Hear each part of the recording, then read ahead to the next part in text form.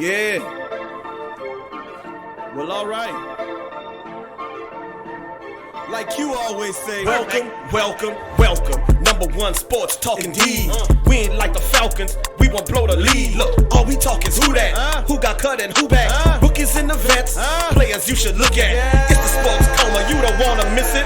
Got the pre-game, party, post-game statistics. Get a visit from Sway, maybe DC or 5. It's the hottest thing smoking, Big Q and the guys. Go to YouTube Live, make sure you subscribe. Interviews inside the Saints locker room high. Talk to Drew, Jordan, Zach, Peyton, New Orleans, who that nation. Best believe when I say we bleed gold and black. Ain't a miracle or rivalry could ever hold us back. No, Beastquake, Bounty Gate, let the truth be told. It's the sports coma, all we know is say Super Bowl. Yeah. You're listening to the Sports Coma with Big Q and the guys on the PRO Media Network.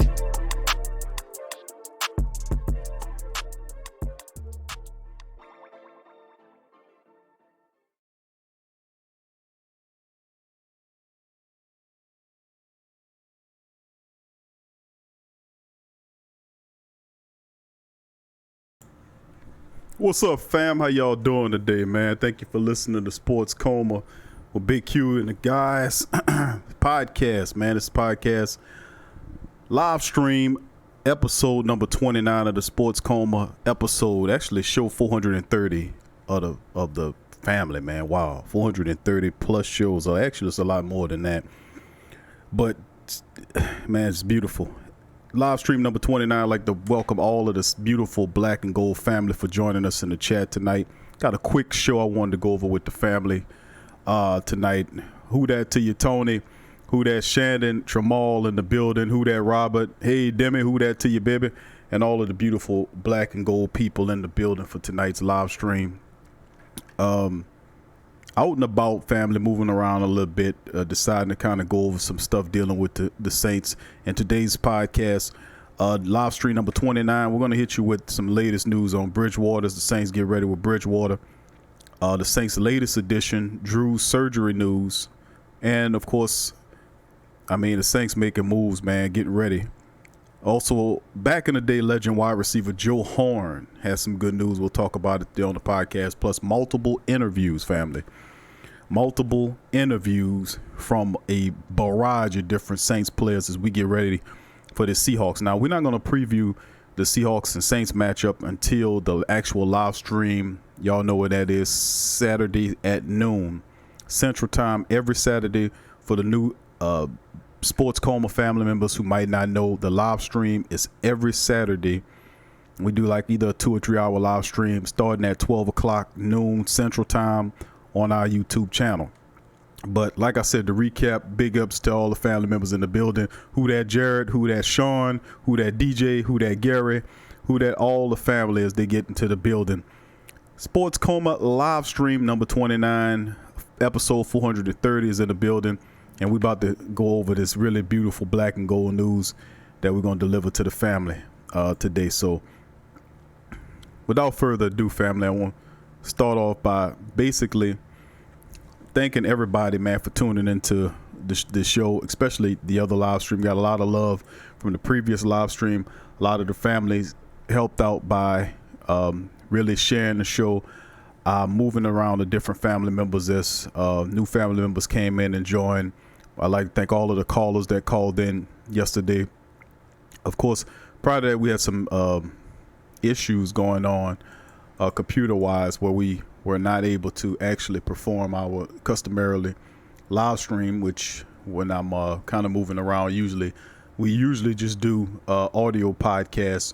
But I wanted to kind of do something with the family as well, to kind of wake them, to kind of do something when it covers some of the news that's going on with the black and gold. And this has been a very pivotal stretch. Y'all know we used to do 1 or 2 podcasts during the week, but this, excuse me for that, but this is one of the things that the family members, we had to just make sure that we covered, was the fact that we were dealing with a lot of our black and gold family members are down in the dumps. A lot of people talking mess about our team. A lot of the commentators, Stephen A. Smith, talking crap about the Saints after picking the Saints to go to the Super Bowl. Do you see what I'm saying? That's why I play them, so you can understand how pathetically shiftless they are. You know, they just is what it is. A lot of family members don't believe in Teddy Bridgewater, but that's something that I wanted to kind of remedy. I wanted to kind of make people understand the situation that the black and gold is under right now is actually a pretty good situation based upon the things that's happening with our team. Sean Payton made it a point to have a quality backup, and he's the highest paid backup in the game. And he's that for a reason. Now, he doesn't play a lot. He doesn't look all that well when he plays, and that's because he doesn't get the regular repetitions as a starter would. Now, with the offense upon his shoulders, we would kind of look at him as being more of a game manager.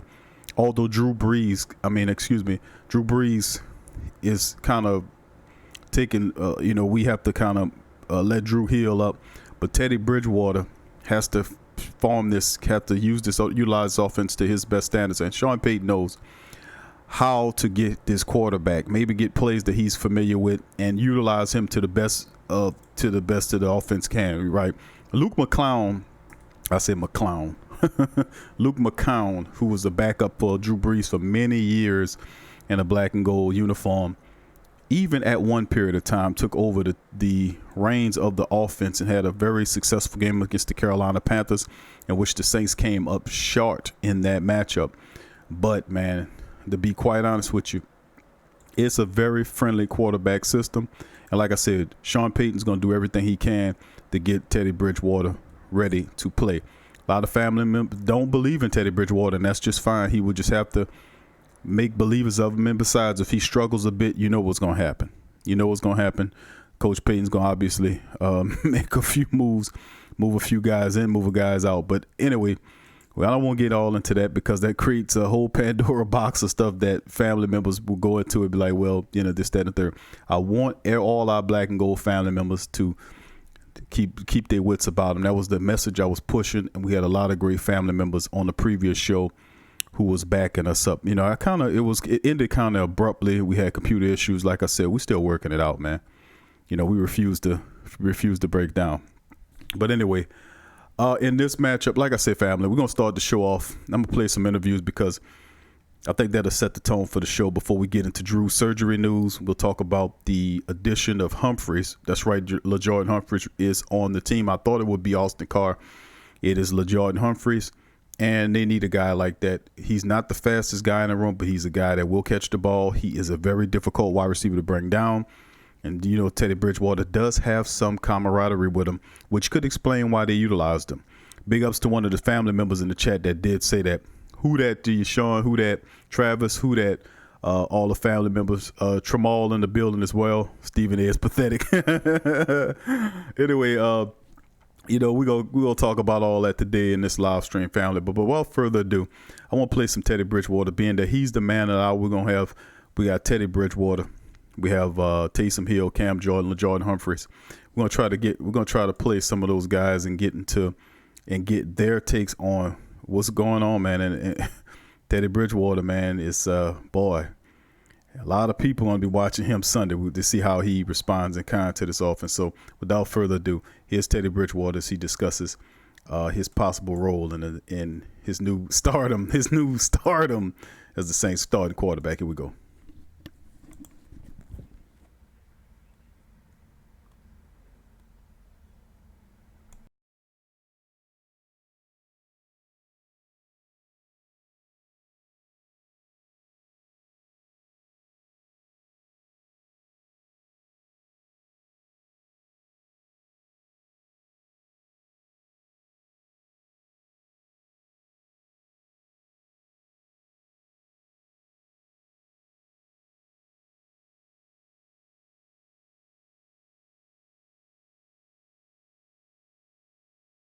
I think I mentioned to someone that I hadn't played any meaningful football since 2015. I was able to play in the game last year against the Carolina Panthers, but we had already sealed our place in the playoffs, and I was able to play in the preseason the past 2 years, but it's nothing like being out there during the games when it counts the most. Not saying that the preseason doesn't count, and you never take the game for granted, but just to be able to go out there and compete at the high level just brought back memories. Teddy, in the same respect, people haven't seen you play meaning football since 2015. Yeah. how much are you trying to avoid putting pressure on yourself to use this as you're like showing everybody who you are in a limited amount of time? For me, it's just all about being myself. And that's been my message to the guys when we're out there on the field. Just be you. You don't have to be anyone spectacular. You don't have to, go out of your way. If everyone just can be the best version of themselves, will help this football team win football games. Teddy, you talked about running this offense or looking at this offense in college. Has it been a lot of tweaks for you to play to your strengths? We're going to put together a game plan that's just going to help us win. And that's what it's all about, putting us in the best position to help this team win. How different was it today with Drew not being out there? How different was that? It was a little different, but Drew he sets a great example for the guys on his team to the way to conduct themselves. And you sit back and you watch Drew operate, and you tell yourself, hey man, just because Drew isn't here, that doesn't mean the show must slow down. He set tempo, and he is the standard. So whenever we're out there, we have to up our games and elevate our teammates. Is there anything, I know what he does before Sunday's games where he breaks down the team. Is there any daily things that Drew would normally do that you took over today? I've had the opportunity to watch Drew and study his process over the past year and a half, and Taysom as well. We've been able to come in, whether it's on a Monday after a game, paying attention to what Drew does, or understanding his Tuesday routine, and just picking up his weekly routine has been very beneficial to all of us. So, of course, you pay attention to the things that he's done, and you try to apply them to your game. But at the end of the day, Taysom isn't Drew, and I'm not Drew. There's only one Drew Brees, and we know that. Like I said, he's the standard. But at the end of the day, there's only one Drew Brees. And Sean said today that the plan will probably include both you and Taysom. Do you invite that as a way to give Seattle a lot more to worry about? Yeah, definitely. Like I said, it's all about doing whatever we can to help this team win. So whether it's Taysom out there making plays or it's me out there making plays, it's all about the team. And you expect to start, Teddy? Say it again. Do you expect to start? I mean, moving forward, I hope so. But no. I think being able to play last week is just I've been the backup here, and whoever's out there, whether it's me or Taysom, we expect to lead this team and do what's right. How much different is preparation when you're going to be the backup heading into it versus knowing you're going to be the starter heading into it? Yeah, the preparation is totally different. When you're backup, you never know. You're one play away, so you don't know what play it may happen, but you have to stay ready. And I think our coaching staff do a great job of preparing all the guys in that room to be able to just go in when their number is called and try to make plays. What do you remember about your last trip inside CenturyLink Field back in 2015? It was loud. Yeah, it's pretty loud here. But we know that, and we know that there are going to be some things that we have to deal with. And there's something you have to deal with every week playing in this league. How will the team be different if you Taysom as quarterback? Scheme-wise, game plan-wise? That's a tough question. I just feel like, we both have a skill set, and we can bring something different to the table. And whether it's generating plays to use Taysom, generating plays to use me, we just want to do whatever we can to help this team win. Teddy, do you think though the offense that Drew has run in the 2 years you've been here is similar to what suits your skill set? Like you don't think they have to make a lot of changes to feature you necessarily from this coaching staff, they're great for a reason. And whether it's me out there, Taysom out there, they're going to do whatever we're comfortable doing. And what we're comfortable doing ultimately gives us a chance to win football games. So that's the mindset moving forward. Whatever's called, we're going to make it work. You touched on this briefly, but when you woke up this week, this opportunity after everything that happened, how did you feel? What did you think? It just showed me how faithful God is. And all the times that I may have questioned him or doubted, will I ever get an opportunity? He showed how faithful he is to me. And unfortunately, it had to come this way. But I'm a huge believer, firm believer in Christ. And I get to use this platform to show how mighty he is. That's the Teddy Bridgewater family. And, boy, he ended that interview with real powerful stuff, man. And big ups to all the new family members chiming in. Purple Knight, who that to you, baby? Creature Adams, who that to your family? As we get ready to hit y'all with the latest news, that was Teddy Bridgewater with his thoughts leading into that week 3 matchup against the Seattle Seahawks. Now to go into some of the latest news. We're going to talk about Drew Brees. Of course, he had his thumb surgery today, and of course, the surgery was successful. There was a really nice tweet and Instagram shot of Drew and his wife as he was trying to give a thumb up with that surgery riddled finger, a thumb, excuse me. But he underwent the surgery to repair that torn ligament in his thumb on his throwing hand this afternoon. Surgery was performed in Los Angeles by Dr. Stephen Shin, the hand specialist Drew saw with his first consultation. He said that Saints are optimistic. They declined to set the timetable. He posted an Instagram shot with him with that thumb, and big ups to Drew, man. And as he is very positive, dude. Peyton said Wednesday that the team does not plan to place Drew Brees on the injury reserve right now. Keywords is right now. He said, quote, "We'll look at each week as we go," Peyton said of the possibility of injury reserve. Brees took an Instagram before going in surgery, posted a selfie with him and his wife, Brittany, said, "Heading into surgery with this beautiful girl by my side." You know, she's a very pretty lady. And this is the thing. He went to repair a torn ulnar collateral ligament, or UCL. But this is the thing that went. It's saying that he actually went pretty good. So successful surgery on Brees' thumb as a timetable set. 6 games, 6 weeks. Plus the bye at the end of that 6-week period. So big ups to Drew, and that's some good news for the family members, man, to know that Drew Brees has successful thumb surgery. Going into other news of the day for the Saints, it's a few roster moves for the team. LaJordan Humphrey was promoted to the active roster, the really, really good wide receiver.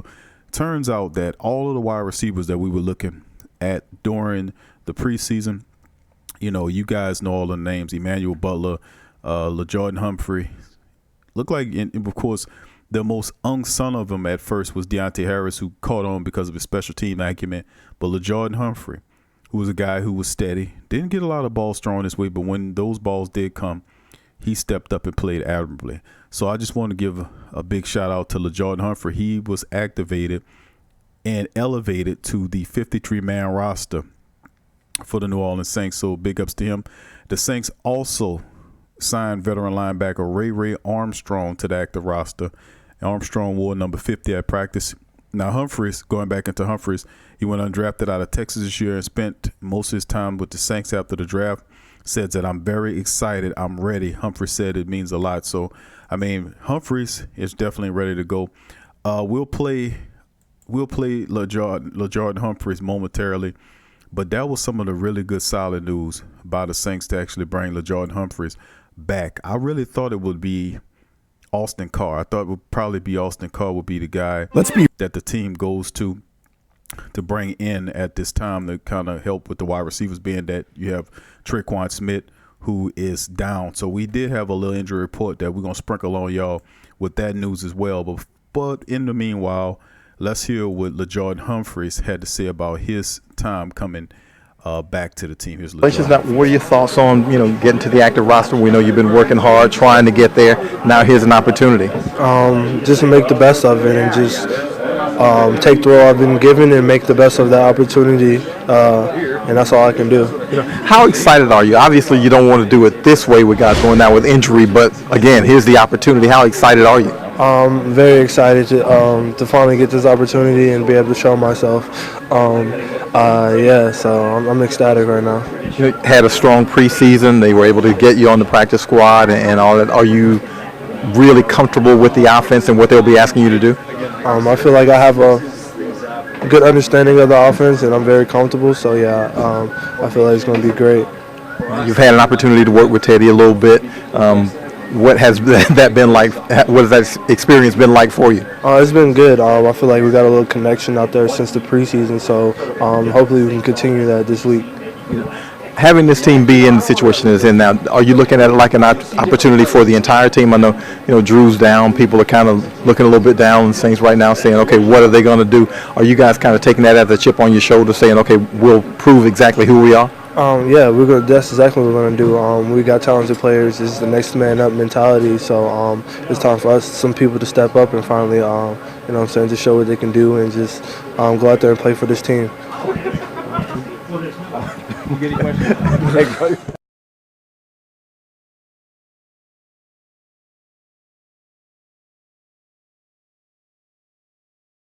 All right, family. That was LaJordan Humphries breaking it down, man, talking about his role and what he possibly bring to the team. Now, he called it that he does have a connection with Teddy Bridgewater, which could explain why he was one of the wide receivers that come out. I like LaJordan Humphries. He's big. He's not the fastest guy in the world, but it's difficult to bring him down. And we need another wide receiver like that that's sure-handed, that's hungry, that's looking to make a move. Now, of course, we know about Kirkwood.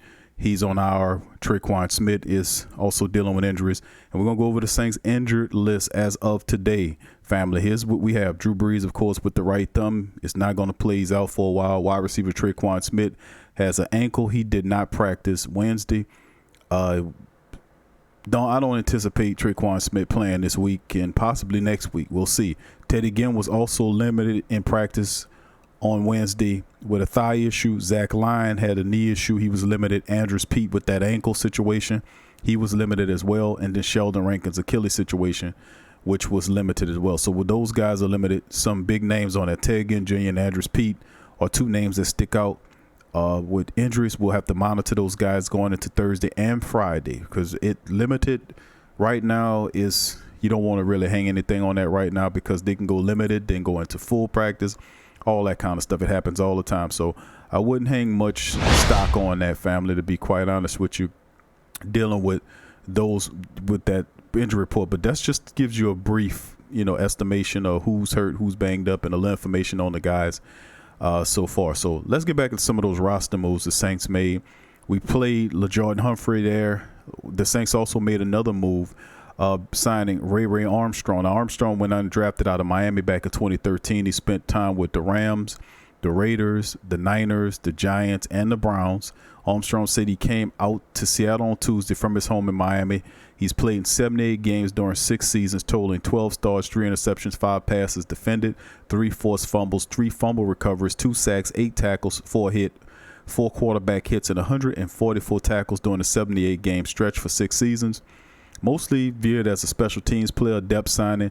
He said, quote, I didn't know what was going to happen, but I was very grateful for it. Speaking about his opportunity with the Saints, his most productive stint came with the 49ers in 2017 when he started 6 games, had 2 interceptions, a sack, 60 total tackles, 2 tackles for a loss, and a quarterback hit. The Saints also made 2 practice squad roster moves as well. We talked about them signing J.T. Barrett. Well, what is his 24th transaction with the Saints? The Saints waived Barrett in August. He was picked up by Seattle. Seahawks released him 3 weeks later. Now he's helping the Saints prepare for the team. Quote, he did a nice job jumping in. Good ball player, said Seattle coach Pete Carroll. He really handled himself well, smart, and got along with everybody. Focused all the really good stuff, but they just let him go. With Humphries moved to the active roster, the Saints signed wide receiver Krishawn Hogan to the practice squad. Now, Saints called Hogan on Monday right before he went to the workout. And he said, quote, my agent called me first. He was like, the Saints want to work you out. You're going to Seattle, Hogan said. I was like, huh? And, Hogan then ultimately went there. Now, he had a workout with the Jets last week. Hogan went undrafted out of NAIA, a school, Marion University in Indianapolis in 2017, and spent time with the Cardinals, the Colts. And moving from the Colts was tough because that's where I'm from. Hogan said the opportunity means a lot because I felt like I went out there in the preseason, put everything out on the field.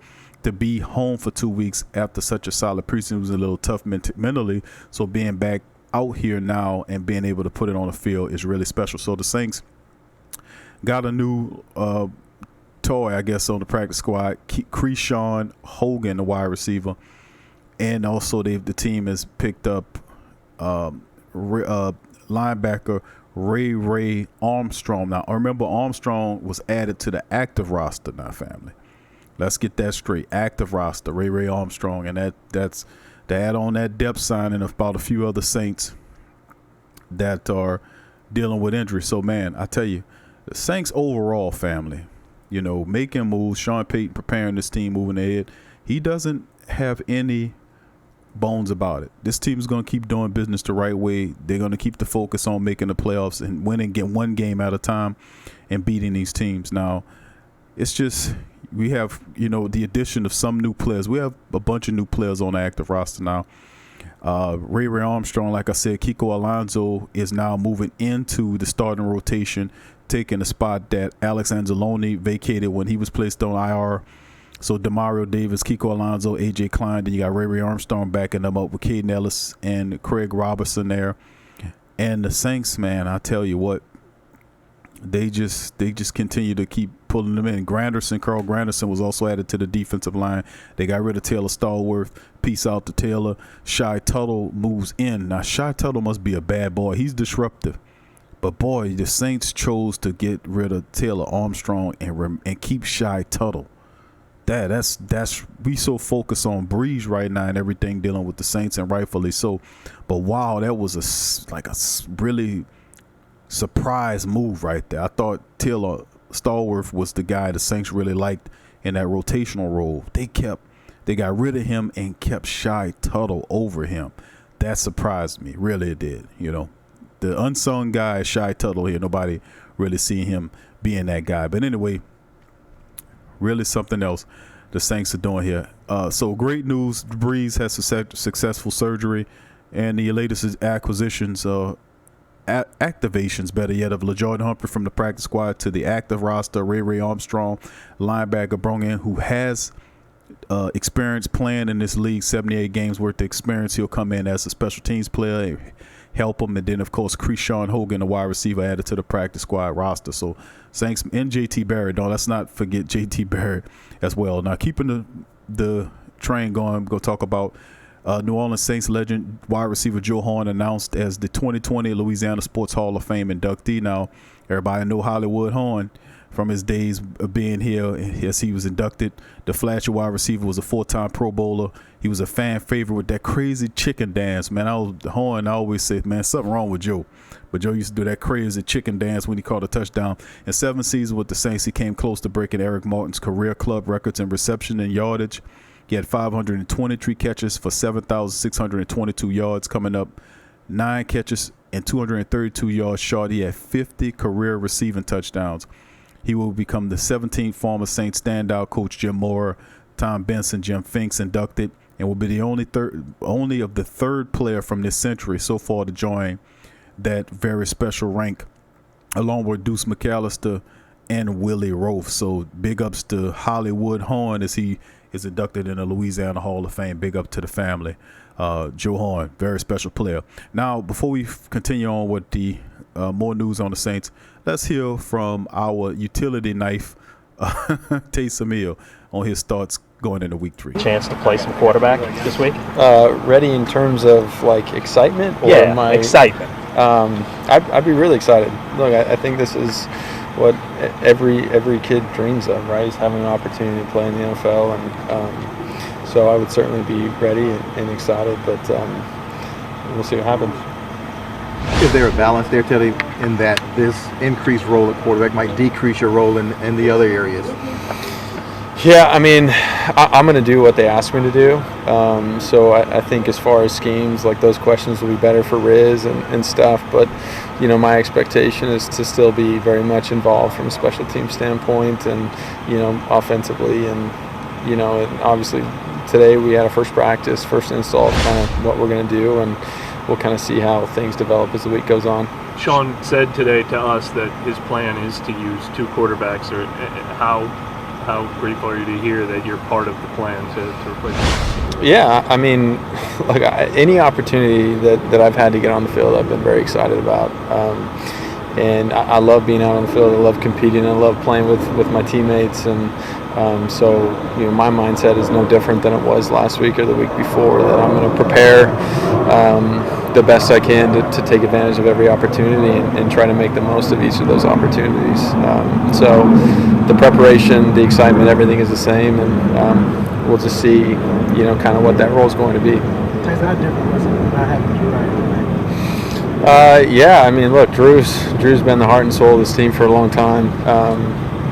So it was hard, you know, when he went down, and I've been with him for the last few years. I know how hard he works. I know how he prepares each week, and to see a guy put so much into the game go down is a tough thing to swallow. So I think, you know, personally, my mindset and I don't want to speak for everybody on the team, but I think the mindset is that, man, we're going to do everything we can to win football games for that guy because he did so much for us. And, the hope is that in a few weeks he can come back and we're in a great position for him to step back in and do his thing. Taysom, how impressed have you been just early on so far this week with seeing Sean Payton's ability to get creative in a situation like this and have an effective plan B? Yeah, I mean, again, it's, kind of our base install was today, so I think there's still a lot more to come. But I would say, Drew's been the heart and soul, as I mentioned earlier, but Coach Payton is the leader of this team. And I will tell you from the day that we arrived here till now, like, his spirits have been really positive, really good. And that, energy and his positivity throughout the week has been something that we've all felt. And, I know that I've certainly appreciated. Taysom, is there a difference in mentality at all, knowing that you're kind of one play away from being the quarterback in terms of kind of the style that? Yeah, sure. This is a new role for me. It's something that I'm not used to. My expectation was to get on the field and play, previously, but and I had to make sure that I was up to speed with all of that stuff. But now, I can't really focus in on what that role is going to be. I have to, be able to know the ins and outs of all the game plan. And so that mindset is definitely different, and I'll be ready and I'll prepare and, go from there. Have you and Teddy been in conversations with Brees, and has he just kind of talked about how you game plan for Seattle? I have talked to Drew. As far as preparation and everything else, I haven't had any conversations with him about that. But look, I've been following Drew around since the day I got here. I know how he prepares, and I know what it takes to play at a really high level. And so, Drew's not here, which is disappointing. But I'm sticking to the same routine. I'm doing what he would do if he were here and if he was preparing to play. And so that same mentality is something that he taught me and something that I'll continue to do. How about you? That's Taysom Hill family breaking down his thoughts on the game. And Taysom, man, he'll be called on to do a lot of things. It'll be interesting to see just how Coach Payton handles the transition of these players, man, moving forward. But keeping them positive shouldn't be hard to do, man, because if you look at this is a professional unit, like I talked about last live stream, to uplift the spirits of the family members that were feeling kind of distraught about everything, hearing commentary from other people telling them about their team. We should know better to know how good our team is, not having what I call a blind or dumb faith, so to speak, if you know what I mean. I'm saying having faith in something, having confidence in something, knowing it'll work because of the track record, because of how it's built on a correct foundation, how the mindset of the team is dominated by positivity and championship aspirations, how clean the locker room is, how the team will do everything it can to keep the dysfunction out of the locker room, how the team is built around the concept and ideology of being a family. The Bills are 2-0. We've got some surprise teams here. This is pretty interesting, though, family, just to be quite honest with you about exactly how, we're looking at this team, and that's how my mentality is. And I was just trying to spread that message to the rest of the family members. Let's get to some of the chat. We broke some news. Who that to the family members? In the chat, Derek, who that baby? I see you in the chat. Who that Larry? Who that Till the legend? Who that baby? Paul, who that to your family? Roscoe, what up, Roscoe? And all the family members in the building. Thank y'all for joining me tonight. Who that DJ? DJ said, this is the Saints channel. What's going on with the Pelicans post-game report? Hey, DJ, it's coming up. Pelicans, man, we got a Pelican show firing off. For those who are Pelicans fan that like New Orleans Pelicans, we do a Pelican show podcast as well, live stream as well. It's called the Pelican Post-Game Report.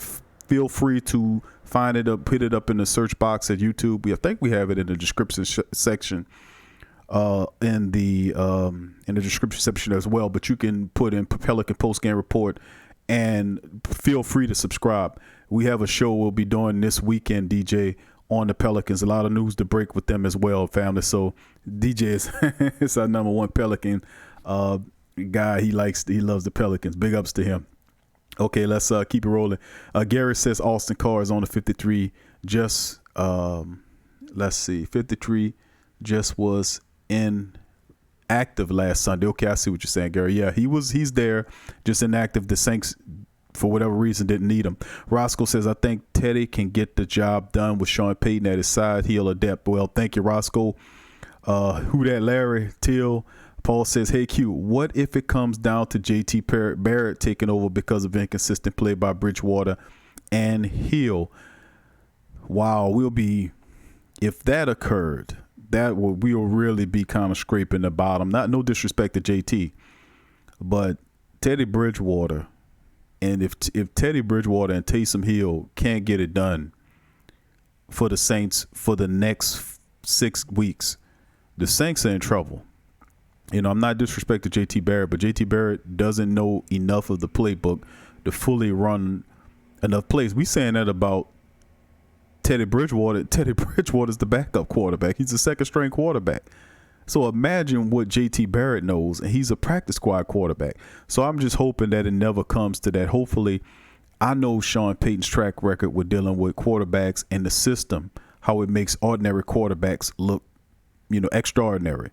So at the end of the day, I think Pete Carmichael, we always give it to Sean Payton, but remember, he's not the offensive coordinator. Pete Carmichael is. And Pete Carmichael will do a good job of preparing Teddy Bridgewater between now and the next several contests to give the Saints an opportunity to win these games. So thank you for that question. Roscoe says, Q, do you think Sean will use Taysom and Bridgewater as some sort of dual combo at QB? Or so what have you seen from Taysom already? Would it be nice to see how a wildcat formation? Your thought? I think they'll remember when Drew was playing, they were executing these wildcat type plays with Taysom Hill in there. So I expect the Saints to still use Taysom's Hill's wildcat plays and a few plays wide receiver. Maybe not so much at wide receiver or whatever. You bring LaJordan Humphrey in there, so you don't have to use Taysom in that way. So you take one or two things away from him. I think that you'll still see that type of formation go, because they were utilizing that when Drew Brees was in the game, when he was healthy. I don't anticipate that stopping. That you probably would see Taysom Hill in there, but predominantly it's going to be Teddy Bridgewater's show, if you know what I'm getting. Thanks for the question. Who that, Cheryl? Robert says JT Barrett should have some intel on the Seattle playbook. Very interesting point there, Robert. Very smart comment, because the Saints do a good job of picking this guy up. JT Barrett was with Seattle. We're playing Seattle this week. You don't think Sean Payton is picking his brain right now, trying to find any little advantage he can? And likewise, Pete Carroll could have done the same with him, soaking up all that information. JT soaked up the information from the Saints. So it could be a little centrifuge right there going back and forth. So hopefully, in a good way, the Saints could utilize whatever JT Barrett knows about the offense, and the Saints can craft the game plan to slow Russell Wilson down, because that's pretty much what it is. We have to spy him. Remember, I said spy him. You can't allow him to get in. We have to spy him. We got Kiko Alonso, who will be playing in this game. Kiko Alonso will be playing in this game. So hope we could keep a spy on Russell, not allowing him to get outside that pocket, allowing him to stay a passer, because he's very dangerous on the run. Thank you for that question and that comment, Robert. Marcus, who there? Marcus, he said thoughts on recent moves. I think Ray Armstrong move is for special teams now that Alonzo will take on defense. That's exactly what I'm thinking, Marcus. To be honest with you, Ray Armstrong is definitely, remember, this guy has said 7-8 games worth of NFL experience and several teams he played from. He almost played for every damn team in California. So I mean, Ray Armstrong he has speed, but mostly this guy is just a reserve linebacker, a career reserve linebacker who can probably help you in special teams. The Saints could have went and picked up, activated or found a practice squad player. They could have went perhaps find Darnell Sinke if he's still available and brought him out. They wanted a veteran linebacker to assist, and Ray Armstrong has a pretty decent speed. I think I remember Ray Armstrong when he was with the 49ers. They utilized him not only just as a linebacker, but every now and again they'll put him on the defensive line and have him to rush. So I don't know if that's what they're going to plan on doing. Ray mostly as a reserve, because, Carl Granderson is back there, and we're going to see some sports, family. Who that, Verlin? Verlin says, who that, Big Q? What up with Swade? Swade chilling, bro. Swede we're gonna contact Swede. I think Swede's supposed to be on the weekend show, bro. We'll find out. But he's supposed to. I think he might show up on the weekend, so don't surprise you get a call from Swede on the live stream coming up on the weekend. So big ups to you for asking about fam. Marcus says if Bridgewater and Hill can get it done, we can sign Shane Falco. Okay, I don't know Bridgewater. If Bridgewater Hill can't get it done, we sign Shane Falco. Shane Falco. I'm not familiar with Shane Falco. Marcus, I'm going to have to look him up. Sean said, I'm listening and grocery shopping with headphones on. Who that? Appreciate it, Sean, bro. Always the diehard family member checking out the pod. Thank you, brother. Appreciate you for doing that. Now, before we get back into the rest of the comments, fam, let's listen with Mr. Cam Jordan here. Here's Cam, Killer Cam, talk about this week's games going on with the Seattle Seahawks. Here's Cam. It'll be like, I don't know. That's something you ever really experienced it being a Saint. So I mean, we're gonna have to trust our organization. I know what we can do defensively, and we're gonna put it on defense. We're gonna have to be able to make all the tackles. We're gonna have to play our coverage right. We have to be tight. We're gonna have to be on point and play beyond what we know we can play. What about the confidence level in this locker right now, despite not having? On defense, I mean, I know that we have things that we want to do to control Russell Wilson. Not that you can't control him. I mean, he's overly elusive in the pocket. He's got a guy like Tyler Lockett that can, really create problems in the backfield, down the field stretch. They're committed to running the ball, and that's something that we can focus on. You've heard, I'm sure, the gloom and doom from some Saints fans in New Orleans. What do you tell people when they say, that kind of stuff? How do you answer that at this point? You say, I'm assuming you're just talking about defense, because at this point we can only control what I can control. I feel like as a defense we can create more turnovers. We've sort of been equaling out these last two games. It'd be nice to be in the plus side of this turnover. I feel like we get a couple of interceptions, a couple of turnovers, and we can head things in our favor. It seemed like the organization had a plan for this situation. As a player, did you see that plan? Do you feel that confident in that?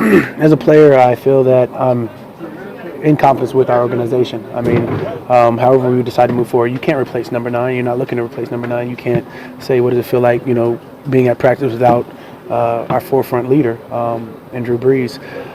That being said, practice today, we focused on trying to take the ball away. We focused on tackling. We focused on rallying to the ball. We focused on everything that our defense could do. So come Sunday, we can control what we can't control.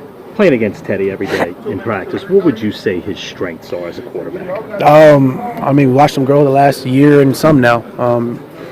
If you would have asked me this question last year, I would have said, he still needs time to heal his leg. But as of, mid-season last year, I think he's been 100%. You talk about the way he's able to come in last game, and there wasn't any major turnovers. But now this game, he's taking all 1 reps, or whatever Sean says goes. I don't know. Sean Payton, by the way. I doubt we'll do a Sean McVay thing. What do you remember about the last time you were at that stadium? This stadium? I don't remember.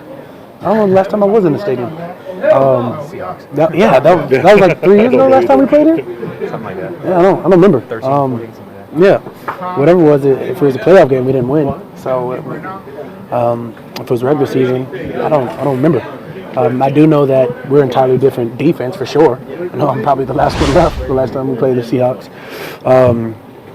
But again, when you talk about what we have to do to take away the running game, to be able to focus in on Russell Wilson, and I guess now we've watched a little film on DK Metcalf and Tyler Lockett.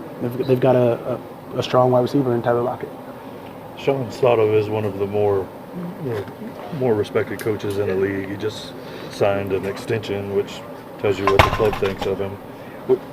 What do you expect from him this week in terms of rising to the occasion, game planning for a different person, that sort of thing? And your question was, it seems like you answered that. You rise to the occasion, everything that he has in plan. He's one of the more respected coaches. The question was what then? How do you think that the team will perform under his admirably leadership this week? You go into any game with the thoughts of executing a game plan and knowing if you execute a game plan, you're going to put yourself in position to win the game. Kim, you're always emphasizing what the defense needs to do. Are Correct. there weeks where you take that to a different level, or is it pretty much, the same? Isn't it? I mean, aren't we always striving for perfection? In a game where I think we've had 2 or 3 defensive touchdowns, you're always looking for, one more. In a game where, you allow 300-400 yards on the field, there's just a clear cut of what you need to do. And one of those tight games where it's maybe 9-6 or 10-7 or whatever it is, there's always an opportunity to get better. So whatever the case may be, we have to be better today. If we talk about last game, there's so many tackles that we missed that we have to be better today. From seeing him in practice every day, how challenging would it be to game plan a defense against Taysom Hill? Luckily, I don't have to worry about that. Yeah, I'm going to have to leave that to, Taysom is dynamic in everything that we use him in our offense. Cam Jordan, yo. It's Cam giving a little humor. Lambasted the reporter right quick. In a way that was really, nice. But that's just how Cam does it, man. Anyway, family members, thank y'all for chiming in on the Sports Coma tonight. Big ups to the family. Shane Falco question the family had to give me straight. Oh, man. See, man, look, I remember watching Waterboy, man. I remember the replacements with Keanu Reeves. I don't remember the quarterback name, family, so y'all gonna have to forgive me on that one. Thank the family members for getting reminded me. Oh, man. Let's see. Sean, let's see. Paul said I was bringing up that before Brees, the Saints had a stint up and down play from the QB spot. It could happen. Yeah, Paul, you're right. It could happen. It could happen, man. It really could. But you're looking at the Saints. I mean, think about it like this, though. The Saints QB situation is pretty nice. It's pretty good. It's pretty awesome if you think about it. You have Drew Hall of Fame. You got Teddy Bridgewater, a very experienced backup who's not an over-the-hill backup. The guy's still pretty much a young quarterback in the league, who had an opportunity to suck up almost 2 years of your playbook. So, I mean, he's the highest paid backup in the game. He had opportunity to start elsewhere. He decided to stay here and be patient because he was learning an offense, even though he looked sporadic at times. But you can see what Sean Payton doing. Sean Payton is going to make sure Teddy Bridgewater has the plays that he's comfortable with, and they will not give him too much to digest too soon. Taysom Hill is still going to be utilized in the fashion as the gadget guy who will come in and do the wildcat plays, maybe play a little wide receiver, a little tight end, perhaps special teams. Perhaps not. 1 or 2 of those roles will disappear because of the severity of having only 2 quarterbacks that really know this offense. And you're I don't even want to even say it, one situation from going to your 3rd quarterback. Hopefully that doesn't occur. Our offensive line keeps him upright during the duration. We get Drew Brees back nice and healthy with his finger stronger than ever, and we keep moving the string. We have more than enough depth to be able to do something with this team, to be quite honest with you, fam. I just got to tell you, we have more than enough depth. We have more than enough talent at the QB position to win some games here. I'm just going to keep it real with you. Sean says, how do we go from the plan to win without Drew to needing JT Barrett off the practice squad? Chill, family. It's only week 3 I had to comment on that. Now, it was just, I appreciate the comment, Sean, but Paul's a historian. He's speaking from a historical standpoint. Paul is like the historian of the Saints historian. Like if you, the sage, you go to the cave, like you're on an adventure and you go to the cave, you meet with the old wise wizard about answers about the universe from decades ago. Paul would be that guy to deal with the news, dealing with old information, old players, old schemes. I mean, Paul is a wealth of information, and he's speaking from a historical standpoint because he's seen this play happen in previous Saints reincarnation. So I'm just saying at the end of the day that, he is, there's no bad questions here, and family members are just throwing the stuff. They kind of spitballing these things out there to see how it falls. So I get where he's coming from. Who that Quincy? He said, looking forward to seeing Kate Nellis and Alonzo this week. Me too, man. I'm, especially Kiko Alonzo, man. I'm expecting this guy to be not as good as Demario Davis is right away. But if you look up the footage on both those guys, could you imagine having Kiko Alonzo up to speed on the Saints defense and Demario Davis there playing? Those guys are just world beaters. I'm just really excited to see those guys play together. Paul said the Saints don't have that killer pass rusher that can fight back the double team and get the sack, strip the ball, and make tackles in crunch time. Pass rusher. I mean, this is you're saying outside of Cam Jordan, Paul. That's what you mean? Because I see what you're saying. The Saints don't have a killer pass rusher outside of Cam Jordan. Davenport still finding his way.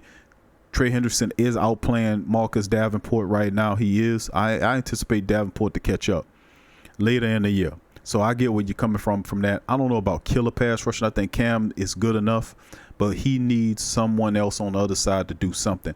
If not, they'll just double and sometimes triple him. And, that's pretty much what Cam. If you look at most of the times out of 100% of the plays that Cam Jordan's in there, he's being a double blocked, or if he's a single block, the guy got his arm wrapped around his neck and the referees never called it. He had a couple of pass interference calls, but the majority of the time Cam is in the backfield all the time back there. Majority of the times he's being held, but he needs help on the other side of the line. If we have Davenport or Trey Henderson or somebody on the other side that can provide a steady rush that could force them to kind of double and take a man away from Cam, you'll see some sports. So having David Onyemata back up the middle helps. Malcolm Brown still learning how things go. Davenport still learning how things go. It's just week 3. These guys are still learning how things go. I'm telling you, it's going to take at least 2 to 4 games before you start seeing the Saints really gel defensively. And I'm speaking from perspective of the last several seasons. It's the same way. It takes a while because they don't play together harmoniously in the preseason. They use the regular season, the first 2 or 4 games of the regular season, to fine-tune the machine, so to speak. So I'm anticipating the Saints defense to go through some bumps and bruises at first before they figure out how to play. But I see glimpses and little peaks of light in between the time to see what Davenport is doing, to see what Trey Henderson are doing, to see how these players are excelling. So that's my thinking on that. I just think that, then you mentioned Carl Granderson. He's active. I don't know what Carl Granderson brings. I've seen footage from Wyoming. That's Wyoming. I remember what he did before he went to jail here with the Saints. He looked pretty good. They had him playing with the ones before Cam and some of the starters came. They had, when Cam wasn't in there, they had Carl Granderson playing on the opposite side, and they're really big on him. But he's coming out of prison. How much will the Saints utilize him in some small role until he's brung up the par? But it's going to take some time before the defense really becomes what they were later on in the year last year. Roscoe says, as of right now, I think we're a dangerous team, either to our opponents or just to ourselves. Good news is we have a shot on winning. Bad news is Bridgewater's 0-2 against Seattle since 2015. That could change. This is a better team than Teddy Bridgewater ever had. And I'm counting the Minnesota teams, which were pretty decent teams. But this Saints team have a lot of weapons.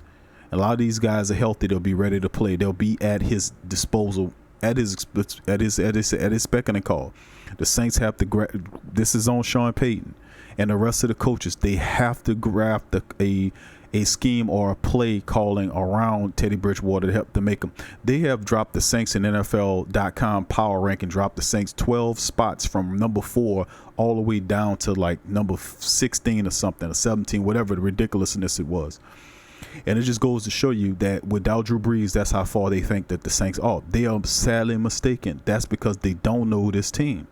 They don't know what this team's made of. They don't know that with a decent quarterback at the helm that doesn't make mistakes, make the correct decisions, this team is still very dangerous. Let me also say this about Seattle. Now, I know I ain't previewing the Seattle game. That's not until the weekend. But let me say this early before we have that live stream coming up at Saturday at 12 o'clock noon Central Time on our YouTube channel. The Seattle Seahawks, this is not the same Seattle Seahawks club that we accustomed to seeing. Let's get that straight. Russell Wilson is dangerous. Jadeveon Clowney is dangerous. They have a few wide receivers. You have DK Metcalf, that's a rookie. You have problems with the offensive line. The defensive line is okay. They got really good linebackers. The secondary is really regular. This is not the same dangerous Seattle club that we played in years past. Do we remember this? The Saints should be able to dispatch the Seattle club, even though they're playing in a difficult environment. They're playing in a difficult environment. They played in a really severely difficult environment in a Rams town. I'm saying because Seattle have a better arena there, and it's almost like the fans are on top of you with the noise and everything. But if they bring the running game, they could beat that Seattle club. Even though they're 2-0 up there, the Saints can walk away with a big win against Seattle. That Seattle club is not all that dangerous, man. The Saints play it right, they could do it. They can run the ball. They can control, don't make mistakes to kill themselves, and do everything they possibly can to play mistake-free football. We'll be fine up there. This Seattle club is not the same Seattle club that we've seen in years past with the Legion, the Boom, and all that kind of stuff. None of those guys are there anymore, except for with the linebacker with KJ Wright, I think, is still there. But outside of that, this Seattle club is not the same team. They play in a tough arena, but they still very beatable by the Saints. They're still a beatable club. Let's get that understood. They're not. We should be able to beat that team if we don't make the turnovers and we do what we're supposed to do. I'll get more into it as the weekend comes. Let's see what the rest of the family's talking about. Let's see. Marcus says, I still believe Teddy can get the job done until Brees returns. As good as the game plan to his strengths, I think we will be fine. Our O-line just needs to block and limit the flags. Thank you, Marcus. And damn it, Marcus Williams needs to chill with those angle tackles. Whiffing tackles, we talked about on the last show. He whiffed on the tackle to blow up Deshaun Watson. He had another opportunity to make a plays. He's starting to exhibit these whiff plays and the key moments, and it's really kind of, I don't know what it's kind of alarming to me is what I'm saying, because he does that in serious moments where you can make a play. And I'm starting to think about his psyche, putting your head down. You're supposed to know what you're hitting. And when you throw your body into somebody, what are you doing that for? You see what I'm getting at? I don't understand the logic in that. It's almost like you about to make a play and you don't want to see what's happening. It's just foolish, man. Marcus Williams has to stop the whiff tackles, man. He could have blew Deshaun Watson up on that play. We was trying to get that touchdown against the Texans. He had several plays in the game against them. He could have popped Ty Gurley's ass on the end zone to stop him. You cannot whiff tackle Marcus Williams. You got to lift your head and see what you're hitting, man. Come on now. Come on. I shouldn't have to tell you that. I know the linebackers coaches is telling you that. I know they got to be telling you that. Not the linebackers, but the secondary. I know Aaron Glenn telling you that because he was a good tackler as a cornerback. Anyway, let's see. Robert says, I would like to see Sean Payton smash the fire alarm in Seattle like last year in Cincinnati and score 50 points to motivate the team. No doubt about it. He's speaking a lot of words of wisdom to his team right now. Marcus says, you think Saints should sign Taco Carlton now that Dallas let him go? Taco Carlton, man, he's a talent, man, but he's just a head case. Do you really want Taco Carlton and Carl Granderson on the same team? Don't get me wrong. The dude is a beast, man. But Dallas deal with some really messed up players, man. You got guys that be drinking and driving, drug abusing, all that kind of stuff goes on. And Jerry Jones bring you up in there and protect you and all. Years ago when the Cowboys was playing, they had guys taking cocaine, all kind of stuff, and Jerry Jones had them in there. If you can help me win, I'll cover all your stuff up. But at the end of the day, man, it's just, I don't know, man, about Taco Carlton. I think we got just enough problems right now, and we just working with what we got. Let's keep the guys out of here, Marcus. Roscoe said, if we get 3 or 4 wins, we'll have a shot with Brees. It's 100%. That's the thing. 6 games, you're looking at 4-2. 4-2 is estimation. Some fans believe the Saints could even win 5 of those games. If you keep the turnovers down and run the ball, play defense, why can't you beat those teams? Why can't you beat the Dallas? Why can't you at home now? Why can't you beat a Tampa Bay? Why can't you beat a Seattle club? Those teams are not terribly invincible. They all have problems. If the Saints can revert back to their bruiser form, I think they can handle these teams, no doubt about it. Let's see. Marcus says Saints play their best football when everybody doubts them. The underdog role constantly. Paul says, yes, someone else besides Cam. You didn't have that with the old Dome Patrol. Yeah, they have talent all over the place, Paul, but we know Davenport. Trey Hendrickson has 3 sacks so far. He has a lot of pressures. So I'm saying that they're exhibiting that. You had Carl Granderson to the mix. You had Shai Tuttle. You get David Onyemata back. Somewhere down the line, you add Sheldon Rankinson to the mixture. Sooner or later, you'll see some things start to pop in with the defense. It just need time to gel. Ramsey Kennedy, who that T said, no Brees, we ain't winning nothing. Bridgewater is special ed terrible. I'm a Saints fan, but Bridgewater is terrible. Bridgewater can't throw the ball. He made our line look bad. It's Bridgewater, not our O-line. Okay, thank you there, Ramsey. Ramsey said Bridgewater's no good. He doesn't have any faith in Teddy Bridgewater, and there's a lot of Saints family out there that feel the same way. It's up to Teddy Bridgewater to prove people who doubt him wrong, and people who are doubting Teddy Bridgewater, man, they're not wrong, man. You know, they're not wrong, dude. But sometimes it's where smoke is fire. He gotta have to show these guys, you know, he got to show people that he can play, because he's stepping in the big shoes. But listen, we got to get a man a chance. You know what I'm saying, Ramsey? We got to give the man some support, man.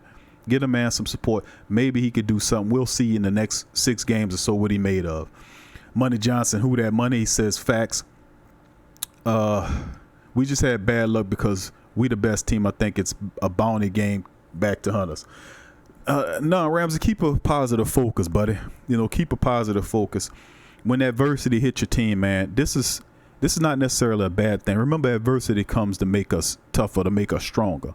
Where would we be without our obstacles, without our hurdles, without our challenges, without our adversaries, without our challenges? Where will we be as a people? Where will we be as humans? You know, it's proven that that's how we ascend. That's how we grow. That's how we learn. That's how we become better, stronger, and faster and smarter, is that we have to deal with our adversities. No different in football or sports than it is in life, because stuff is the same. But I just think at the end of the day, this is a Super Bowl team with Drew Brees. And even with a steady quarterback at the helm who doesn't turn the ball over, this is still a very good playoff team. Now, we're not losing Drew for the entire season, just for 6 weeks. He'll come back. He'll be stronger than ever. This is what Drew Brees does. He's a fighter.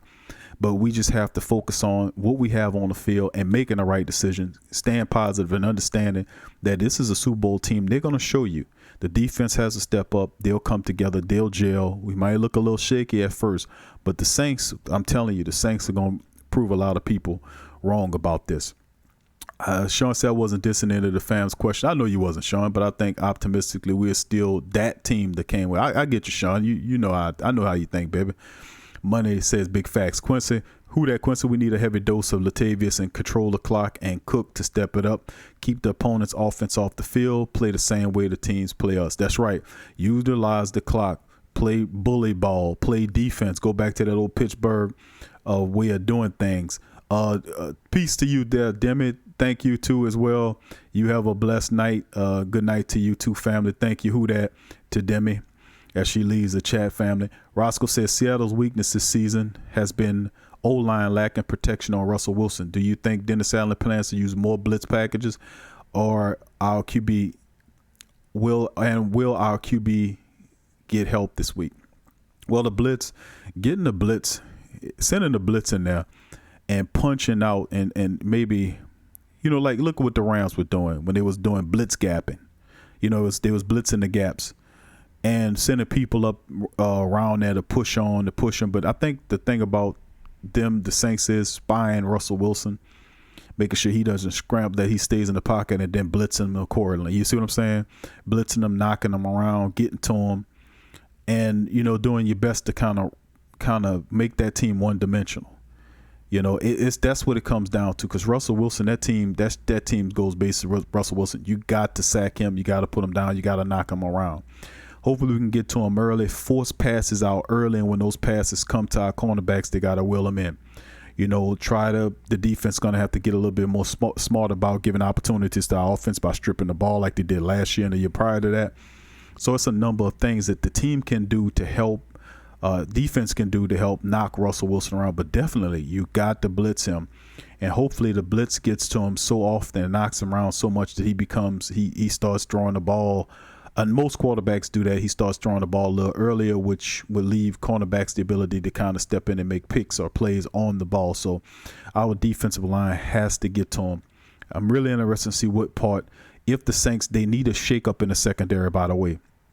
You know, maybe the cornerback position, P.J. Williams he played better the last game. He played better.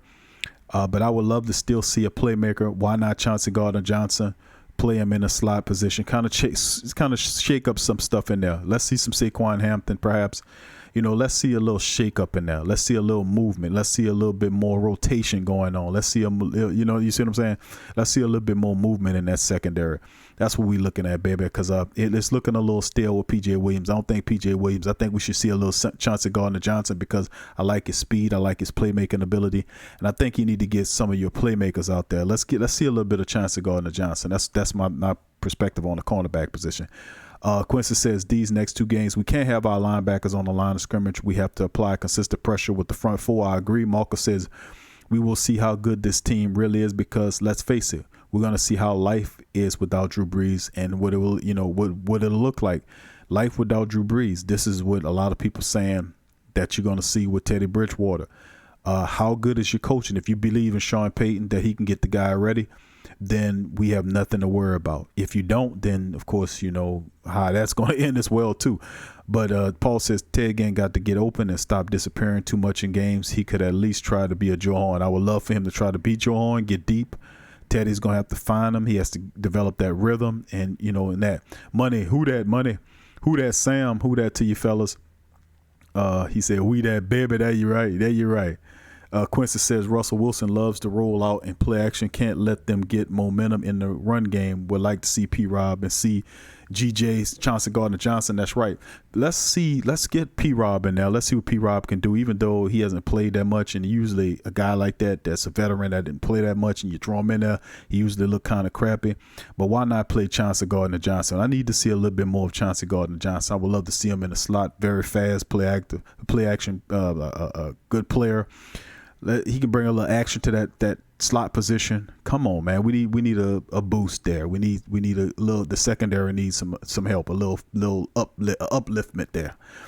Tim, what's up, baby? Who that to you, my boy? What's good with you? JT, who that? I don't know. We was on Go Saints. Surprise stream, baby. Surprise stream, JT.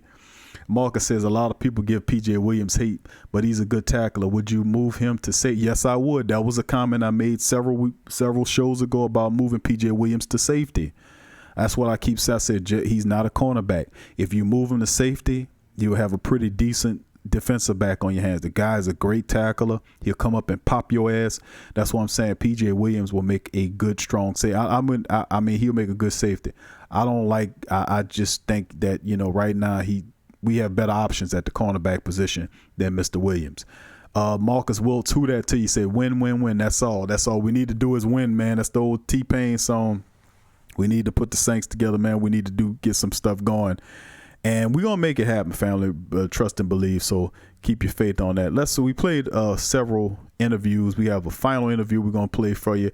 It's coming from offensive lineman Eric McCoy as he shares his thoughts on the upcoming Week 3 game against Seattle.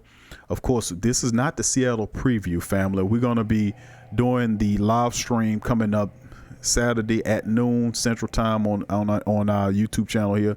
So we'll give you a full preview and breakdown. But for now, let's hit you with what Eric McCoy, the exciting offensive lineman, starting center for the New Orleans Saints, have to say about Seattle. Pretty confident going into this one despite not having Drew? Yeah. I mean, I go into every game confident. I feel like if you're not going into the game confident, why are you playing?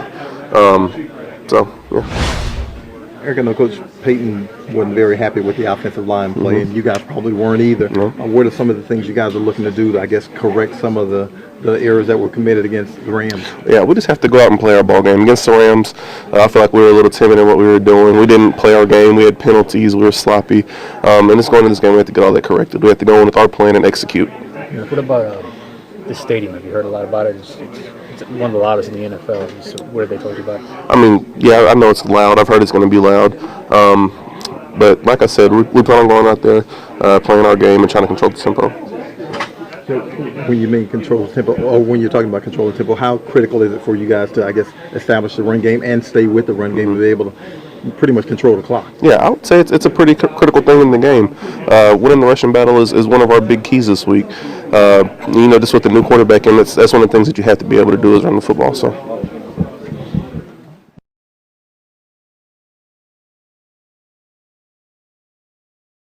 Yeah, fam, it's Eric McCoy breaking down his thoughts, man. McCoy is a real smart dude, man. Excellent lineman. He didn't look too good against the Rams, but That's a part of the learning curve as a rookie, man. He's definitely going to get better, and I still say this is your 10-year starting center. It'll make you forget Max Unger. That's big words, but this guy is that good in my opinion. Let's keep it reading in the comments section there. Ramsey Kennedy says, I don't know why, man. PJ is getting slot time, and Patrick Robinson was the best slot corner the year before he got hurt. I think Dennis Allen suspect lack of play calling.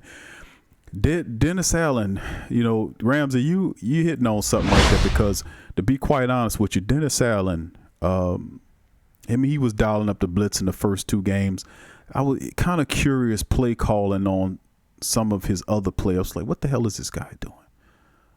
Maybe he's trying to figure out his personnel. He's learning like the whole team is learning. He's trying to learn which players that he can count on the most and whatnot. The coach is always paying attention, writing notes, looking, seeing what's going on, trying to see if he can get the best playmakers on the field at the same time. So I think you're right on a little bit of both of that. I think PJ Williams, I'm surprised that PJ Williams was out there for both games starting at the slot position. I'm really surprised by that. I thought Patrick Robinson, even though if you went through the training camp and then you went into preseason, PJ Williams and Patrick Robinson were equally terrible. They were both equally terrible. And then Ken Crawley was like right up. I don't know how he is still on the team. So family, don't ask me. I don't know what tapes or pictures he got of Sean Payton or his girlfriend or whatever. I don't know what's going on with that. There is no logical reason in the entire multiverse why Ken Crawley should be on this damn team. Makes absolutely no sense. And the best corner play, if you're looking at corner, I could say Chauncey Gardner-Johnson played really well.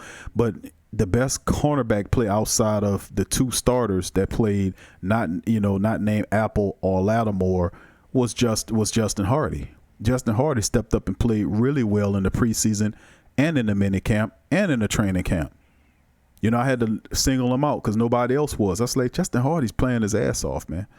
But he's not getting an opportunity to show what he can do on the field. You rather play around with tinker toys like P.J. Williams, who I don't think P.J. Williams is a very good corner. I think he's a good safety. I think he'll be a good safety, but they have not understood that, looked at that principle. I look at the fact that you have Chauncey Gardner-Johnson, who should be a cornerback, not a safety. I think P.J. Williams should be a safety and not a cornerback. So maybe we could switch the 2. I have questions concerning Marcus Williams. The constant whiff tackles, the same tackles he did, the one on, I keep talking about him, the whiff tackle that caused us the opportunity to play in the NFC Championship game against the Philadelphia Eagles a couple years ago when he whiffed at the tackle on Stephon Diggs. Hate to bring that up, but fast forward to current situation against the week 1 matchup against the Texans, he had a terrible whiff tackle on the goal line with Deshaun Watson coming there. He could have blew him up. I'm sorry to keep going back to that, but it's questions. I keep saying it repetitively. Then he had a whiff tackle against Ty Gurley on a goal line play. He could have blew Gurley up. It's just the question marks surround him. Vine Bell to me is a solid safety. I have nothing bad to say about Vine, but I have to look at Marcus Williams, and maybe we need somebody else in between there.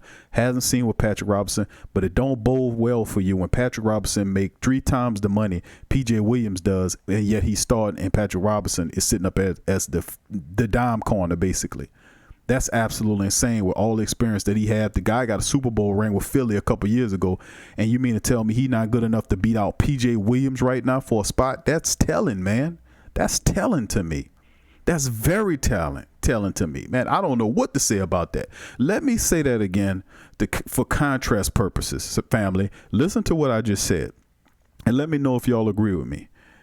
Patrick Robinson just won a Super Bowl ring a couple years ago with the Philadelphia Eagles.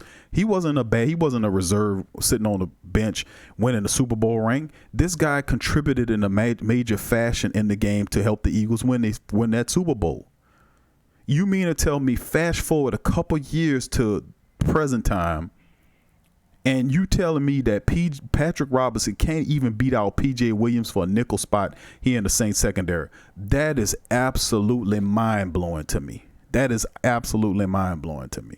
Absolutely. It's just crazy to me. But thanks for the question there, Ramsey. The statement. Paul says, who that, in your opinion, Why did they let Webster, the ex-Denver corner, go? We talked about that, Paul. You know I like Kevon Webster. I thought Kevon Webster was a solid cornerback. He was an 8-year cornerback. He had a Super Bowl ring with Denver. I don't know why they let. With Denver. I don't know why they let him go. I don't understand what that was about. I don't know what was going on with that. To me, he played really good. He played better than Patrick Robinson. He played better than P.J. Williams. But when it came down to it, Sean Payton chose P.J. Williams and Patrick Robinson over everybody else. Made no sense to me. Makes no sense to me. While this whole training camp was in preseason was totally curious to me. How a guy like Devon Ezigbo don't find his way on this team is beyond me. How he was released is beyond me. How you took all these players like LaJordan Humphrey and put them on practice squad, and everything about this was totally ridiculous to me. It was foolish. I don't know. I'm very shocked by the Taylor Stallworth move. I thought Taylor Stallworth is better than Shy Tuttle. Why do you release Taylor Stallworth and keep Shy Tuttle? I don't understand that. It's just the West keeping Wes Horton on the team, keeping Ethan Greenwich on the team, and releasing Michael Ola when Ola's a better player than Greenwich. I mean, it was a series of befuddling moves that this team made this year to me, and and I can question my coach. I'm a true Saints fan, like my family listening to streams. So I can question them because these are valid questions. If you perform, you're supposed to make the team. Everything about this year was totally adverse to that thinking. It was totally ludicrous. It's like the more screw up you are, the better chance you have to make the team. Case in point, Ken Crawley. Case in point, P.J. Williams. Patrick Robinson. Those guys were screwed up. They didn't perform as well as they supposed to retain a spot. Guess what? They got the goddamn spot. I can't make no sense of it, family. I don't know. Let's read some more comments from the family. JT said, Big Q, we have an inmate out there. It's on. JT, funny, cuz. Money says, it's too funny. Big facts. I hope he come to play like he playing for his freedom. That's right, family. Elite goods. What's happening, baby? Paul said the Saints better hope Granderson don't be a Darren Sharp. But we're all bad. Nobody worse than that, man. Nobody worse than that dude. Bradley Hoover, who that to you? Said PR, where is he? PR, Patrick Robinson. I don't know, Brad. I don't know where Brady. I don't know where Patrick Robinson is. He's not listed on the injury reports. He is currently listed on the depth chart as the 4th defensive back, whatever that means. How could he? And I just asked the question, well, how the hell Patrick Robinson couldn't beat out P.J. Williams, man? And he just won a Super Bowl a couple years ago, Patrick Robinson, for the Eagles. You come back here, he was considered by Pro Football Focus as one of the top slot cornerbacks just a few years ago. And now you come here and you can't beat out a shitty cornerback like P.J. Williams, pardon my French. I don't know, brother. I don't know. Maybe the aliens got him. I don't know what's going on with that one. Sam says the referees, NFLs are trying to show that they have control over the game. They see only what they want to see. Kevin, new sub here. Seems like you have some good stuff here. Thank you, Kevin, for joining us. Appreciate you for joining the family. Welcome to the family, brother. Appreciate you subbing.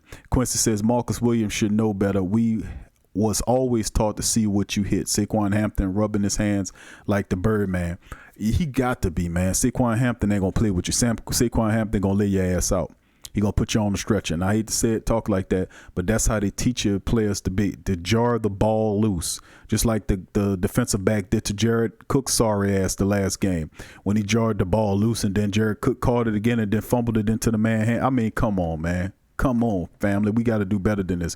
Quincy says P-Rob must have the oh no, he brought up Jerry's Bird effect. Showed out due to the talent around him, Malcolm Jenkins and Philly D-line. He actually performed well, but you know what they say about having good safety play. Good safeties above you make a regular cornerback look better than what he is. And that's been time and time again. And one perfect example of that is when sorry ass Mike McKenzie used to play for the Saints. He played for the Packers, and they had really good safeties when he was there, and he looked like a really solid cornerback. When he come down here, he was bald with a pathetic piece of junk he was. Who that, Scoob? Who that to you? Tim says, did Saquon Hampton make the roster? Yeah, Tim, he made the roster, brother. He backing up Marcus Williams, fam. Paul says Robinson may be satisfied with just being on a team. He got a Super Bowl ring already. I hope not. I hope that's not the thinking. Kevin said the coaches have made questionable moves at best. Where was Nick Easton? They signed him in offseason. He was inactive, bro. Latest reports I found out that Nick Easton was inactive. So was Austin Carr. These guys were healthy, but they were healthy scratches, as they're called, man. So crazy, man, how the Saints is, how they getting it all done, man. So I mean, very interesting points, family. But you know that we've reached the end of the live stream tonight, family. I'd like to thank all the family members for joining us on the live stream for tonight as we covered the latest Black and Gold news. As always, if to kind of help with the platform, you can feel free to go to our Pro Shop, the Pro Shop on PRO, the PRO Network Pro Shop. Several T-shirts, coffee mugs, leggings clothes, onesies for the babies. All kind of great merchandise is available at the Pro Shop. You can support the platform in style. We have new designs coming out. Matter of fact, every week we got 2 more designs coming out really soon. We got the new Saint Slap. We got the Dat Slap shirt available right now. It's a real good seller right now. I believe Black and Gold Time Dead and Cold Gold Saint shirt, the Black and Gold Royalty shirt, the one of the popular and one of my favorite shirts, the New Orleans Super Bowl checklist tee. That's really fire.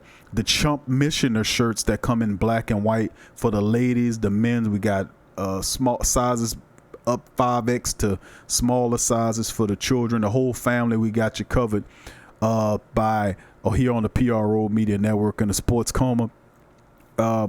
Thank the fam, man. You can show some support by hitting the like button. All the family members in the live stream, please feel free to hit the like button. If you're not a subscriber, please feel free to become a subscriber like Kevin did tonight. Big ups to you, Kevin. Welcome to the family. And join the family, man. We are serious, intelligent Saints fans. Thousands of us covering the spectrum. We talking about our beloved Black and Gold in a real intelligent fashion. We ain't a bunch of fools out running around here getting upset and saying, oh no, Drew Brees, the sky is falling. The sky is falling because Drew Brees ain't the quarterback. No, fool. We got the best backup quarterback in the game. The guy, definitely the highest paid quarterback in the game. We got one of the best offensive minds in the history of the game, and Sean Payton, who will put the game plan together.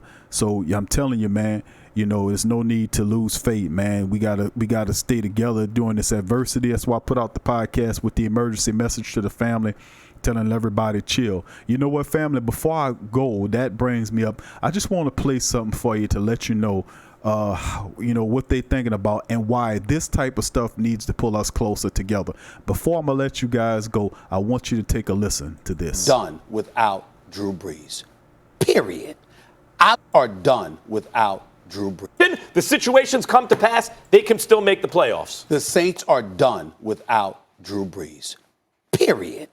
I like Teddy Bridgewater. I'm not saying that he isn't starter material under most franchises. He's 17-12 in his career as a starting quarterback. Career 64% completion percentage, 29 touchdowns, okay? 29 touchdowns in 2 full seasons, 23 interceptions, all right? This is all I'm trying to say to you. And I say 2 full seasons because even though he's been in the league for 5 years, only 2 years was he really a starter. So a vast majority of those numbers came when he was starting. Teddy Bridgewater was considered relatively pedestrian. Mm-hmm. He's a guy that for the most part would not beat himself. Was he a difference maker? No. Was he somebody that was going to really shake the foundation of a franchise potentially and lead you to the promised land? No. He was the quintessential backup who could start for various teams. But this is the reason why I say the Saints are done without Drew Brees. Because Drew Brees is not just great, he's a fixture. And the camaraderie, the chemistry that he has with Sean Payton, that he has with Michael Thomas, that he has with Alvin Kamara and those boys, that is going to be severely compromised in his absence. If this was a matter of just talent per se, then I'm sitting there going like this, well, Teddy Bridgewater has a chance. But it's not just about talent. It's all of those other intangibles that come along with the equation. Being around somebody, working with them every day, knowing their tendencies and vice versa. All of those things come into play. And Drew Brees has been a fixture. This dude doesn't miss games. So the fact that Teddy Bridgewater is going to be in there now and Drew Brees is going to be out, if he's out for any lengthy period of time, I'm going to be the first to say, and I'll apologize if I'm wrong, but I'm going to be the first to say the Saints are done. They ain't going no damn place. Certainly not to the playoffs. Y'all know who that guy is. Boy, see, that's what happens when you put people on television to talk about other people's teams when they don't know shit from Shanola. You can spit out you can look at a teleprompter and read off stats on the screen and not understand what the hell it even means. Now, you say all that about Teddy Bridgewater like he going to go out there and orchestrate the offense by his damn self. I mean, you just discounted what Sean Payton, no mention of what Sean Payton and the incredible coaching staff that we assembled here in New Orleans could do. These guys have talent, but without instruction, talent means nothing. You know, can somebody tell these ignorant-ass commentators? But I played that so you guys can understand what's really real. Who really knows your team, you or they? I just played it for your family so y'all can understand. Man, we are now officially in underdog status. We are now officially in underdog status. We are now officially in underdog status. I said that in repetition, because this is when we play our best football. When they're all discounting us. When they're all down on us. Watch what happens. Watch how we rise, baby. I just played that to want to end the show, that family. No, don't get mad at them, Scoob. Don't get mad at them, bro. Sometimes you got to help our least intelligent people. You know, you got to pray for them. Don't hate them. Don't even give them that. Just pray for him, bro, because at the end of the day, he's speaking from a position of ignorance. He don't know what he's talking about. And you know what that old scripture say when it come out of the scripture. You know, it says, forgive them because they know not what they do. Forgive them because they know not what they say. You know, so I mean, yeah, we can shake. That's what I'm saying. Money, don't worry about it, family. We play that because we are now officially in underdog status. That means we playing with our backs up against the wall. The world is doubting us, and that's great because that is the position that the Saints ascend at the best. When the world is against us and everybody's counting us down, watch how we take it from them. Watch how we take it from them. That's a great thing. That's one of the great things. But anyway, thank you, family. I thank you, family, for joining us tonight in the live stream. All the family members, thank y'all for joining. I know it's kind of late, but I had to come to y'all with this special surprise live stream. As always, I love y'all. Appreciate y'all support. Please feel free to go to the Patreon page. The link is in the description section there, family. Become a donor of the show. You could become a patron of the show like Sean and Derek by donating either $1, $5, or $10 or whatever you feel out of your heart to the platform. As you can see, we continue to build our platform together, and more great family members are joining. Who that, Daryl? I see you, baby. Who that to you? There's more family members joining. We love it, man. We love it. We building a big, great, lovely family here, man. Incredible Saints people, man. Just awesome, man. And y'all guys can become a Patreon there. The link is in the description. Also, you can feel free to go to our pro shop. The link is in the chat as well. And pick up a shirt, pick up a coffee mug, pick up something for yourself, your women, your children, with shirts for the entire family, gift for the entire family, bags, coffee mugs, all kind of great stuff covering it. The Chump Missioner shirts are selling really well. The Dat Slap, don't disrespect the Saints or the Sports Coma. I Dat Slap your ass. The Dat Slap shirt is doing good. The New Orleans Super Bowl checklist shirts are really popular. Put that shirt on and you got conversation. Win, lose, or draw, ride with the black and gold, baby. Win, lose, or draw, that says it all. You can get that shirt, rep the game. They come in black, all white. You can see the beautiful sister right there. She looking sporty and really nice in her Sports Coma. Win, lose, or draw, I ride with the black and gold, baby. I ride with the black and gold. I bleed black and gold. We have smartphone cover cases for your Android or Apple phone. Man, the Sports Coma and the Pro Shop, man, we got it all for our family members. So I thank y'all guys for y'all for y'all support, for sharing, and please feel free to share the show wherever you socialize, whether it's Facebook, Instagram, Twitter, IG. It don't make a difference. Reddit. Wherever you go, take the show. Feel free to take the link and share with other beautiful, brilliant Saints minds like yourself. So once again, I'd like to thank the family for joining us on the live stream tonight. I don't know if I'll be coming at you tomorrow with a live stream, but you never know. Hit that notification bell, baby. Hit that notification bell so that you'll be alerted when and if we have a surprise live stream for tomorrow. Hit that bell and it'll notify you as well. So thank all the family members in the building. I want to give my little roll call I like to do before I shut the live stream down. Big ups to all my family members: Elite Goods, Robert, House of Twigger, Who That Baby, Scoob, Sam Smothers, welcome, Tim Russ in the building, my dog Tim, Who That to you, JT, Paul, Money Johnson, baby, Who That, Daryl, Kevin, JT, let's see, so many, Quincy, Brady, all the family. It's just so many family members, man. So many. Ramsey Kennedy, thank you for joining us as well. Marcus Wiltz, Who That to your family. Let's see who else there. Family. So many good family. Sean, Lionel, Who That Lionel. Lionel. I'm sorry, brother. Lionel, Who That Lionel.